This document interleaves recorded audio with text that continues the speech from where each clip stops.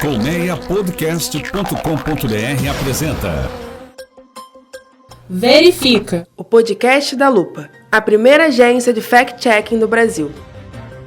Bom dia, boa tarde, boa noite ou boa madrugada. Para você que nos acompanha aqui no Verifica, seja muito bem-vindo, bem-vinda a mais um episódio da nossa série especial sobre o coronavírus. Você já sabe, eu sou a Natália Leal, diretora de conteúdo da agência Lupa, e o Verifica é o primeiro podcast em português dedicado a combater a desinformação. Quem me acompanha, como sempre, conectadíssimo comigo nessa jornada contra a desinformação, é o Gilberto Scofield Júnior, nosso diretor de estratégias e negócios. E aí, Gil, tudo bem? Tudo bem, guria. Vamos nessa, né? Até porque a pandemia, as notícias falsas não dão uma trégua. É isso aí, Gil. No fim de semana passado, o Brasil ultrapassou aí 1 milhão de casos, né, de coronavírus registrados, uma marca que só tinha sido atingida pelos Estados Unidos, né? Daqui a pouco a gente também atualiza os números para você que nos acompanha aqui no nosso podcast semanal. Vamos em frente, Gil, nessa luta, então, contra a desinformação? Bora lá. Informação falsa, a gente já sabe, ataca em tudo quanto é canto, né? O programa de hoje esclarece boatos de vários tipos, gente. Desde a história de que os brasileiros vão servir de cobaia para uma vacina que foi testada só em macacos, até o vídeo que mostra médicos israelenses comemorando, aí dando uma festinha, supostamente, pelo fim da pandemia no país. Pois é, a gente também explica uma foto nojenta, tá? De amígdalas avermelhadas, uma amidalite, que tá circulando aí pelas redes sociais, dizendo que tem a ver com coronavírus, mas logo a gente explica por que não tem nada a ver com Covid-19. Pois é, a pandemia acabou virando alvo permanente de especulação, né? Muita informação desencontrada. Mas no meio disso tem umas novidades animadoras, né? Sim, Gil, sempre tem. Pesquisadores ingleses indicam que a dexametasona, um corticoide bem barato, tem reduzido a incidência de mortes por Covid. Daqui a pouquinho a gente comenta melhor essa história no Lupa na Ciência dessa semana. E tem mais notícia boa, ai que bom. Sim, sempre temos. A gente fala também hoje da ampliação da Unicamp Solidária, uma campanha de doação de cestas básicas que agora está chegando à cidade de Limeira, no interior de São Paulo. Bom, e o Verifica traz, como sempre, um papo com um especialista na área de saúde. Hoje a repórter Natália Afonso, a máquina, o mito, conversa com a infectologista, não é? Raquel Stuck. Isso aí, vamos ouvir a Natália daqui a pouquinho, então se liga aí, dá uma relaxadinha, fica com a gente que o 11º episódio do Verifica Especial Coronavírus começa agora. Bom, Gil, como quem nos acompanha já sabe, a gente costuma fazer um pequeno balanço da pandemia antes de começar o nosso papo, né, esclarecer os casos de desinformação em torno do novo coronavírus, né. Hoje a gente é obrigado a comentar um marco histórico que mostra bem a gravidade da crise aqui no Brasil, né? No fim de semana passado, o país ultrapassou 1 milhão de casos de contaminação pelo novo coronavírus. Só os Estados Unidos tinham atingido essa quantidade de casos. Pois é, e olha que o número real de infectados deve ser bem maior, né? Enfim, se bobear, é o triplo disso, porque eu já li alguns médicos, alguns epidemiologistas fazendo essa ponderação, por causa da chamada subnotificação, né? A quantidade de testes feitos no país ainda é muito baixa, é provável que o número de pessoas contaminadas com coronavírus seja maior do que o registrado oficialmente. E olha que esse número já é enorme, né? É isso, Gil, e dessa forma, aí, com esses últimos acontecimentos, a América se tornou definitivamente o epicentro da pandemia, né? Com cerca de 4 milhões de casos, aí, quase a metade de tudo que está registrado no mundo nesse momento, né? Então, Nath, só o Brasil já ultrapassa 52 mil mortes registradas, quase 53 mil, na verdade, né? 52,9, segundo os números mais atualizados do consórcio de veículos de imprensa, que monitora esses dados junto às secretarias de saúde. Os dados são dessa quarta-feira, 24 de junho, quando a gente está aqui gravando o programa. É isso aí, como se não bastasse, né? A crise do coronavírus é agravada pela instabilidade política quase permanente e pela disseminação constante de especulações e informações falsas em torno dessa doença, né, Gil? Pior é que muitos desses boatos misturam as duas coisas, né, Nath? Misturam a pandemia com a crise política quando não são uma coisa só. Exatamente. É o caso dos boatos que afirmam que os moradores de São Paulo serão feitos de cobaias para uma vacina chinesa, com autorização do governador do estado, João Dória. Me conta aí, vamos esclarecer essa história? Vamos nessa. Gente, eu fico impressionado com a possibilidade de imaginação. Bom, na verdade são várias histórias ou várias informações falsas em torno aí da Coronavac, né? A vacina que está sendo testada pela empresa farmacêutica chinesa Sinovac, né? E em parceria com o governo de São Paulo. Uma dessas histórias disseminadas nas redes sociais diz que 9 mil paulistas vão servir de cobaia para tal vacina. E os posts afirmam que até agora ela teria sido testada em laboratórios chineses só em macacos. E tem mais. O governador João Dória é apontado como fiador desses testes em brasileiros, né? Eles fariam parte aí de um convênio firmado na semana passada entre o Instituto Butantan e a Sinovac, essa farmacêutica chinesa. O acordo renderia 85 milhões de reais a essa empresa, que é a Sinovac, né? Mas vamos por partes. A equipe da Lupa verificou que a vacina desenvolvida pela Sinovac não foi testada só em macaco, não. Ela já foi testada em 743 voluntários entre 18 e 59 anos de idade. Nas 2 primeiras etapas desses exames clínicos, os resultados foram positivos. 90% dos voluntários desenvolveram anticorpos contra a Covid-19 sem efeitos colaterais aí muito graves. O que é uma perspectiva muito boa, né? Mas a gente precisa ter cautela sempre em relação a esses resultados, porque eles não foram divulgados ainda numa publicação científica, também ainda não foram revisados. Então, por enquanto, os dados validados pelos protocolos científicos se referem somente aos testes pré-clínicos. Esses, sim, feitos em laboratórios chineses com macacos. Bem lembrado, Nath. É o mesmo caso da vacina desenvolvida por pesquisadores da Universidade de Oxford, que já está sendo testada no Brasil, né? Os resultados também indicaram anticorpos, mas o que já foi publicado está restrito ainda aos exames de laboratório. Como a gente sempre esclarece aqui no Verifica, o desenvolvimento de uma vacina ou um remédio para uma doença dessas, que tem se mostrado aí tão complexa, né, inédita, leva mesmo aí um tempinho. A pesquisa começa com os exames em laboratório, com animais, depois, dependendo dos primeiros resultados, segue então para testes clínicos com pessoas, que geralmente aí esses testes têm 3 ou 4 etapas. E tem que ser assim, né, Gil? Porque por mais que todo mundo esteja ansioso, o desenvolvimento científico de uma vacina eficaz e segura, ele precisa cumprir mesmo todas essas etapas, né? Então, galera, um pouco mais de paciência aí. Pode até demorar mais do que a gente gostaria, mas eu tenho certeza, tenho convicção de que a ciência vai nos tirar dessa. Fé na ciência. Segundo a Organização Mundial da Saúde, há 136 vacinas contra a Covid-19 sendo pesquisadas no mundo hoje. Uma delas é a Coronavac, que a gente acabou de falar. Ela continua sendo testada em voluntários na China e vai ser testada no Brasil a partir de julho, porque o acordo entre o Instituto Butantan, de São Paulo, e a farmacêutica chinesa já está assinado e prevê, de fato, que 9 mil voluntários brasileiros participem da terceira fase dos exames clínicos. É isso aí, Gil. O Butantan vai preparar centros de pesquisa no país para desenvolver essa etapa dos testes clínicos, né? Se tudo der certo e a vacina for mesmo aprovada, um segundo acordo vai ser feito, né, um acordo de transferência tecnológica, que vai permitir, então, a produção em larga escala da Coronavac no Brasil. A gente torce muito, é claro, para tudo dar certo. Mas é importante a gente esclarecer que o acordo não envolve transferência de dinheiro. Portanto, a empresa chinesa não vai receber os 85 milhões de reais citados aí na tal postagem. Esse é um valor estimado pelo presidente do Instituto Butantan, Dimas Covas, para montar a estrutura necessária aos testes clínicos da vacina no país. É isso, a postagem ela distorce esse fato para insinuar que o João Dória teria feito, então, um acordo que é ruim para o Brasil, ruim para São Paulo, né, e bom para a China.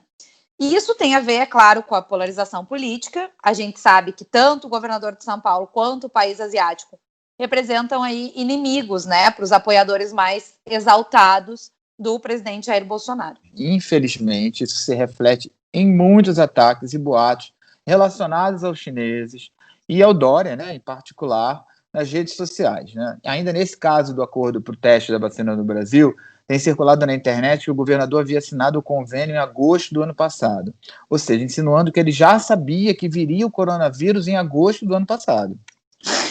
Olha que loucura, né? Isso aí faz parte daquelas teorias conspiratórias, né? Que volta e meia se propagam aí nas redes sociais, tipo o boato de que o coronavírus foi criado em laboratório, ou de que o 5G espalha coronavírus. Banda larga, 5G, aí aviões pulverizaram nas nuvens o vírus. Esse eu adoro, né? Os aviões pulverizando o vírus sobre as cidades. Bom, o tal convênio, esse entre o Butantan e a Sinovac, foi assinado na semana passada, tá? Nada disso aí de que foi assinado em agosto do ano passado, não é isso. O governador João Dória, na verdade, disse que o convênio saiu graças à abertura de um escritório comercial de São Paulo em Xangai, que aconteceu em agosto do ano passado. Então, o que ele diz é assim, este contrato começou lá quando este escritório foi aberto, dizendo que foi naquele momento que essas duas relações se aproximaram, né? E não que ele assinou esse contrato lá em agosto do ano passado, né? Super distorcida essa fala, né? Total.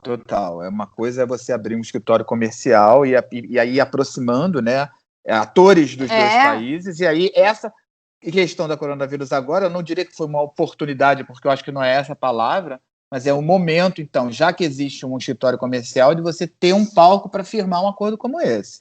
Isso mesmo. Então, inclusive, apesar dos ataques direcionados à China por militantes digitais aí enfurecidos e até por integrantes do governo, né, um ex-ministro, inclusive, a gente lembra que o país asiático é um grande parceiro comercial do Brasil, né, a maior corrente de comércio. Não dá para desprezar esse fato, especialmente diante da recessão imposta por essa crise sanitária sem precedentes.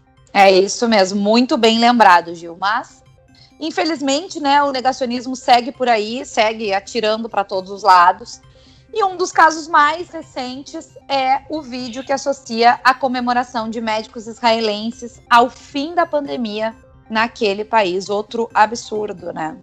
Ai, gente, não dá, né? Bom, esses posts que negam, faz parte daquela etiqueta negar a gravidade da doença.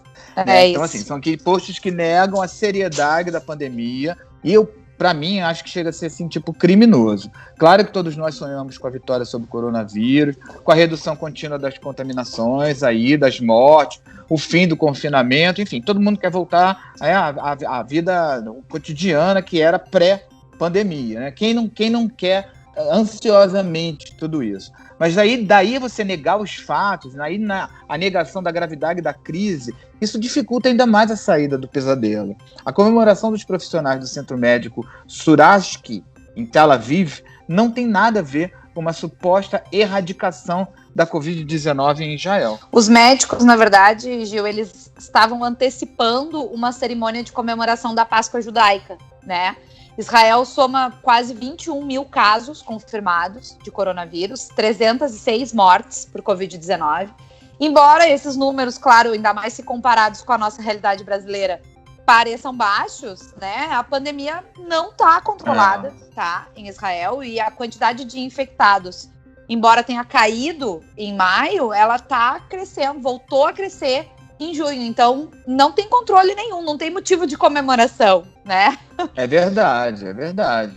E o interessante é que a maioria dos países encontra muita dificuldade para controlar a pandemia, especialmente agora, quando muitos países abriram, né, o isolamento, flexibilizaram, digamos assim, o isolamento social. Então a gente percebeu registros de volta do crescimento da contaminação em alguns países que fizeram aí essa flexibilização, até porque esse controle é complexo, é traiçoeiro, né? Quando você acha que o contágio já está dominado, ele volta a subir. Tanto é que alguns países asiáticos que lá atrás estavam tranquilíssimos, porque achavam que tinham passado pelo pior, tão preocupados de novo com a tal da segunda onda do coronavírus, né? É isso, a gente já não tem controle. né? É bem lembrado nessa tua fala aí, essa questão da segunda onda. Eu às vezes me pergunto, que segunda onda? Porque tem muito lugar que a gente não passou nem da primeira, né? O Brasil chegou a ter uma diminuição aí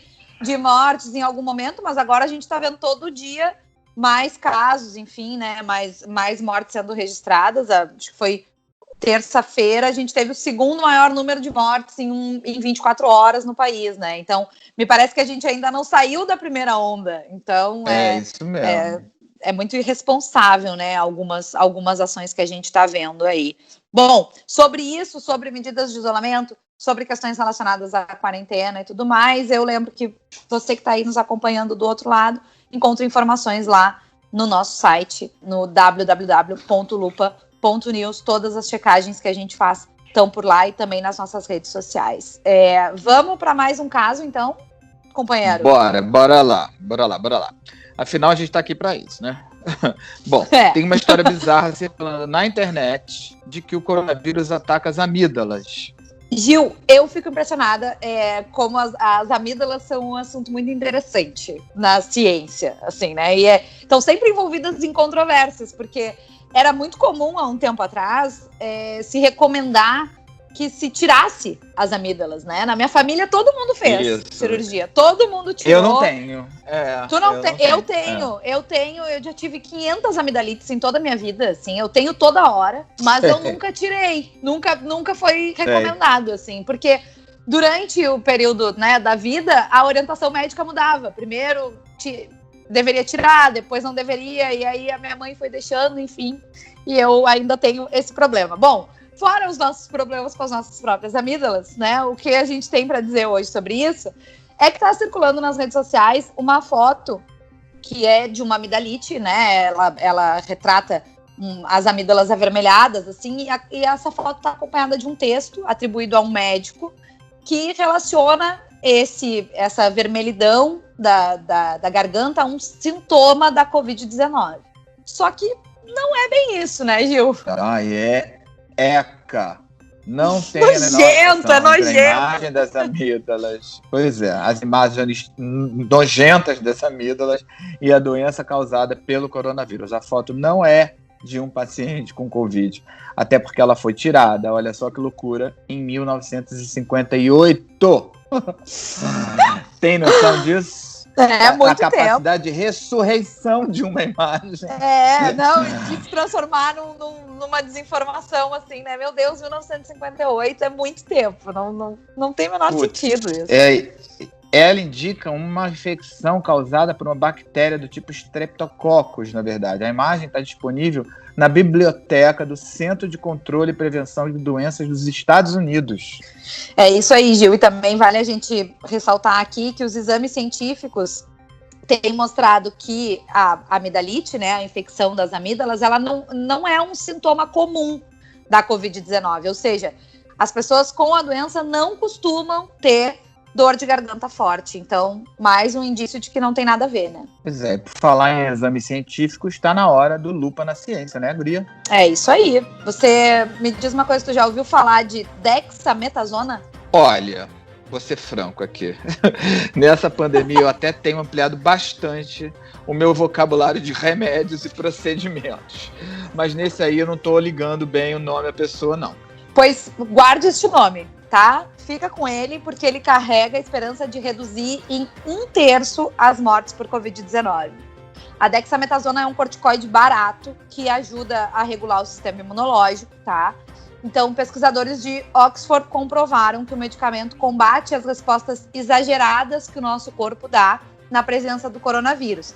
E essas respostas, né, podem causar aí até falência múltipla de órgãos, enfim, vários outros problemas que acabam levando a óbito, né? Os primeiros resultados dessa pesquisa revelam que esse corticoide reduz mesmo a incidência de mortes. O que é bastante animador, né? Muito franco. Até porque o remédio é barato, acessível e tal, né?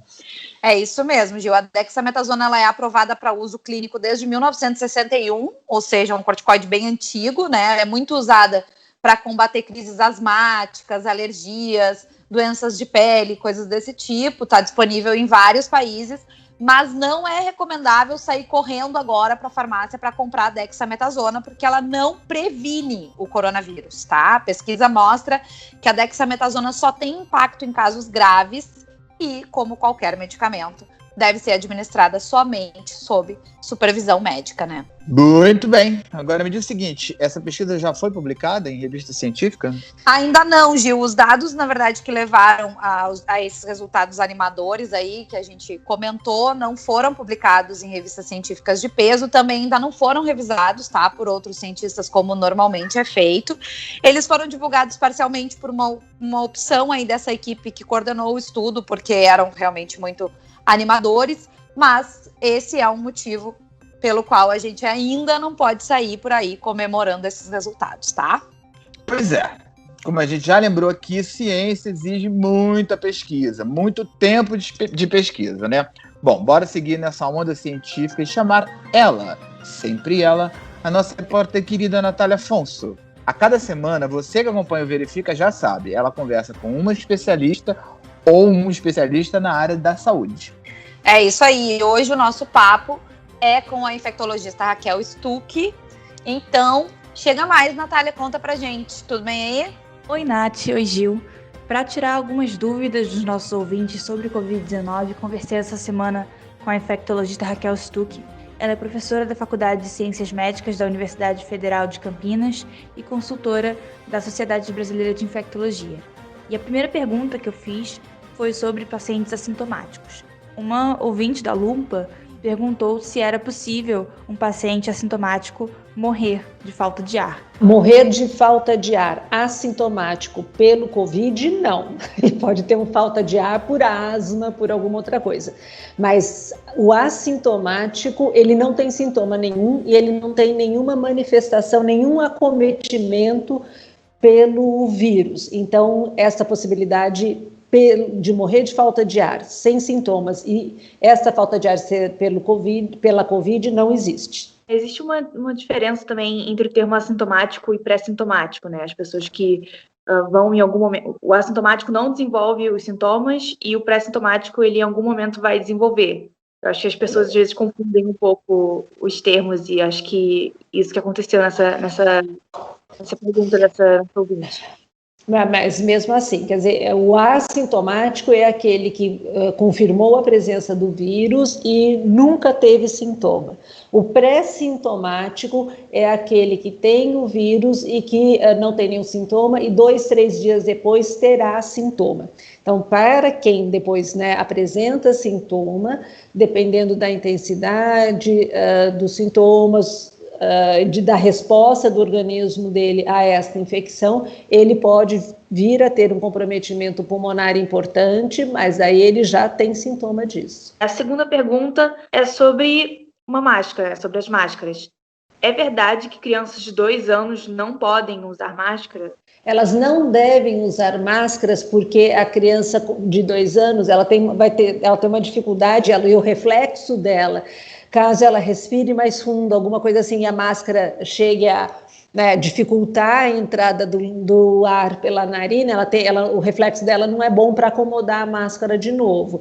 Então, por conta de algum risco da criança ficar sufocada e ter alguma asfixia ali pela máscara, por isso que o recomendado é que crianças abaixo de 2 anos não usem máscara. Desde o início da pandemia, diversos medicamentos vêm sendo testados para tratar a Covid-19 e até fortalecer o corpo, para prevenir a doença. Até agora não temos nenhum medicamento comprovado, mas uma ouvinte está perguntando se o remédio Anita fortalece a imunidade. A Anita também é um antiparasitário, então é uma medicação que nós usamos para tratar alguns tipos de parasitose de vermes intestinais, e ela não tem capacidade de melhorar a imunidade.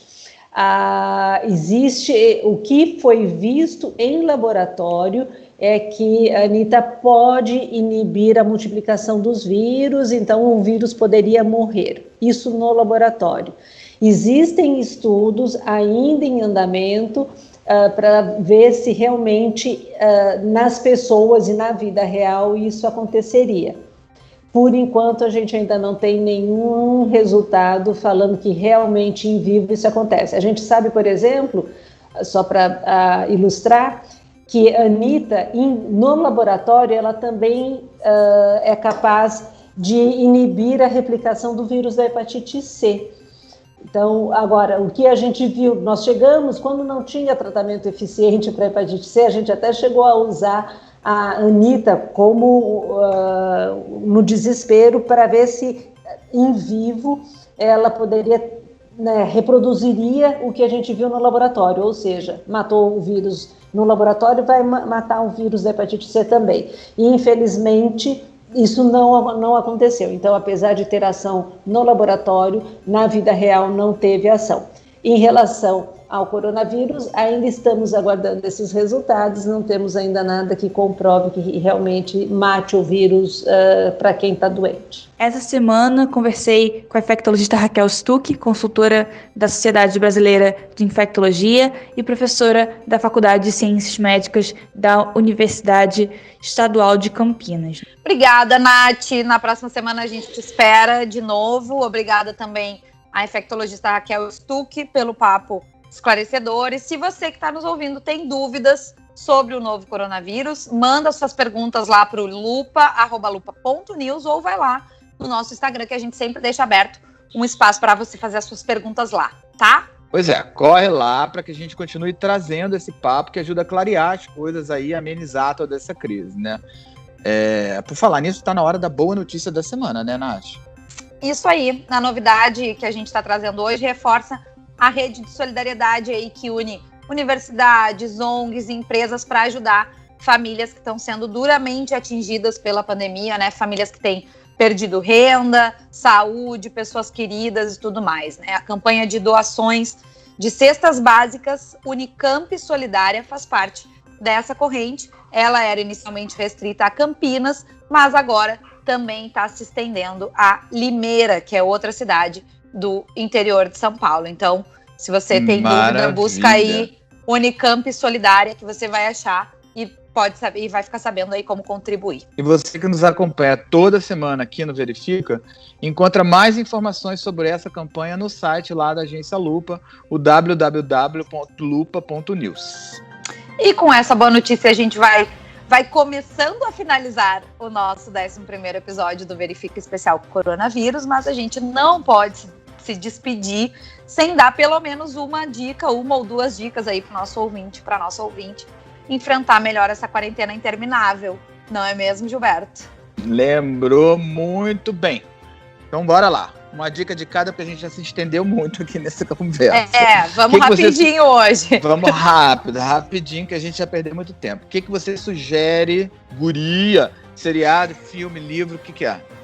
Eu vou sugerir uma série que eu vi, assim, muito rápido e que eu gostei muito. É uma série da Netflix, chama White Lines. É do mesmo criador de La Casa de Papel. Eu não sou fã de La Casa de Papel, tá? Mas, assim, White Lines eu achei bem boa. É uma série sobre um grupo de jovens que se envolvem em altas confusões aí em Ibiza. E aí a irmã, tem um cara que morre e a irmã dele vai para Ibiza depois de um tempo lá para tentar descobrir o que aconteceu de fato lá com o irmão dela. Então é uma série de 10 episódios, se não me engano, episódios aí de 45, 50 minutos. Eu maratonei em um final de semana, divertidíssima, os caras são engraçadíssimos, assim, os personagens. Então tem um pouco de drama, um pouco de adolescente, um pouco de drogas, um pouco de salada, tudo meio misturado. Então eu achei bem divertida. É White Lines, tá disponível na Netflix. E tu? O que tu tem pra hoje? Bom, eu vou sugerir... eu sei que tem gente que nessa pandemia já anda meio tensa, mas eu vou sugerir um filme de horror, de terror e de suspense que eu amei loucamente e que se chama O Homem Invisível. Eu acho que chegou a passar no iniciozinho, ainda no pré-pandemia, e depois saiu, né, do circuito porque a pandemia isolou os cinemas, né? Os cinemas fecharam. É um filme chamado O Homem Invisível, é a refilmagem daquele clássico Homem Invisível, né? Já foi filmado 2 vezes, se não me engano. Essa terceira é uma versão de um diretor chamado Lee Whannell, e ele é estrelado pela Elizabeth Moss, de O Conto da Aia, né? Maravilhosa, Handmaid's Tale. Pois é, e Mad Men, e ela faz a protagonista do filme. E é engraçado porque esse filme sempre foi filmado do ponto de vista do homem invisível propriamente dito. E aquela crise ética do cara, né, ouvir e ver tudo e ninguém saber que ele está ali participando da coisa. Esse é uma narrativa onde ela, a mulher dele, ela é vítima de um relacionamento abusivo dele, então ele é contado do ponto de vista da vítima, dela. Sim. Então é assim muito tenso, porque, enfim, ele diz que morre, né, no filme. Eu não vou contar o final porque é um spoiler, e você percebe desde o início, através dela, do olhar dela, de uns hiper mega closes, que ele não morreu. Ninguém acredita na pobre coitada. Mas o filme todo é isso. É esse drama dela começar a ser perseguida de novo por uma coisa que ninguém consegue ver e só ela defendendo a tese. Então é muito legal o filme. Ele fala muito também sobre relacionamento abusivo. E é engraçado que a figura, a metáfora é engraçada porque é aquela coisa do tipo, como ninguém vê o homem invisível, às vezes ninguém vê o relacionamento abusivo. Então o diretor brinca muito com essa história, né? Então, assim, não percam O Homem Invisível com a Elizabeth Moss. Está disponível no Now. No Now. Muito bom. Isso. Eu já tava achando que tu tava falando das primeiras versões. Eu não sabia que tinha essa versão nova. E ela é novíssima. maravilhosa, né? Nossa, maravilhosa. Eu assisti recentemente também a 3ª temporada de The Handmaid's Tale. Pesadíssimo, né? Pesadíssimo. Assim, daquelas, The Handmaid's Tale é daquelas séries que deixa a gente mal, né? Mas assim, mas obrigatória. Eu acabo assistindo. Porque é obrigatório, assim, é muito boa. E essa 3ª temporada também tá muito boa. Então já dei outra dica. Então, pra gente não se estender mais, vamos encerrar por aqui. Vamos se despedir, né, desse nosso 11º episódio do Verifica Especial Coronavírus. A gente agradece, então, mais uma vez, você que está aí nos ouvindo, né, pela audiência, pelas sugestões, pelas críticas, por todo o carinho. Embora não pareça, a gente recebe bastante carinho nas redes sociais, né, Gil? É isso aí, é muito legal. E olha só, gente, na semana que vem a gente volta então, tá? Sim, voltamos para falar mais sobre desinformação, desmentir boatos sobre o novo coronavírus. Para você acompanhar as informações verificadas pela Lupa, é só seguir a gente lá no Facebook, no Twitter e no Instagram. E ficar de olho também no www.lupa.news. Se você tiver sugestão de checagem, manda para o lupa@lupa.news. E se você gostou desse episódio, avalie aí no seu player de podcasts favorito, tá? A produção e a reportagem do Verifica são da equipe da agência Lupa. E o roteiro e a edição ficam por conta da Colmeia Podcast. Então, fique bem, fique em casa. E até a próxima semana. Um beijo, tchau. É isso aí, gente. Até semana que vem. Beijo. Verifica, o podcast da Lupa, a primeira agência de fact-checking do Brasil. Uma produção colmeiapodcast.com.br. Colmeia Podcast, o rádio do seu tempo.